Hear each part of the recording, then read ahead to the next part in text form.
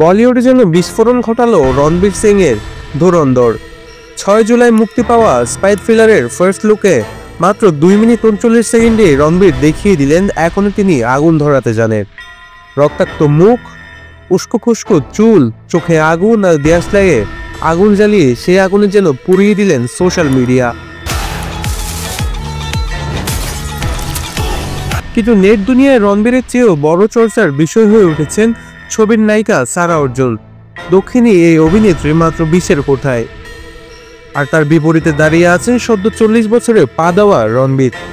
পর্দায় দুজনের রোমান্টিক ঘনিষ্ঠতায় অনেকেই বলেছেন, এতে কি একটু বেশি হয়ে গেল না? শিশুশিল্পী হিসেবে ক্যারিয়ার শুরু করে বলিউড দক্ষিণে দাবিয়ে অভিনয় করেছেন সারা। পেন্নিয়িন সেলবনে ঐশ্বরিয়া রায়ের ছোটবেলার চরিত্রে ছিলেন তিনি, কিন্তু এবার রণবীরের বিপরীতে তাকে দেখে অনেকে চোখ কপালে। কে হবেন এদেশের সেরা স্পাই? তার থেকেও বড় প্রশ্ন, এ বয়সের ব্যবধানে রোমান্স আদৌ জমবে তো?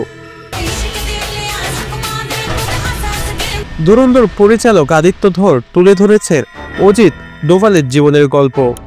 5 ডিসেম্বর মুক্তি পেতে যাওয়া এই ছবিতে আরও রয়েছে সঞ্জয় দত্ত, আর মাধবন, অক্ষয় খান্না, অর্জুন রামপাল সহ আরো অনেকেই। তবে যত তারকাই থাকুক, এখন ফোকাস একটাই, রণবীর স্যারের ধুরন্ধর প্রেমের আসলেই আগুন আছে তো, নাকি শুধুই ধোয়া? নিউজ ডেস্ক, নিকট টিভি।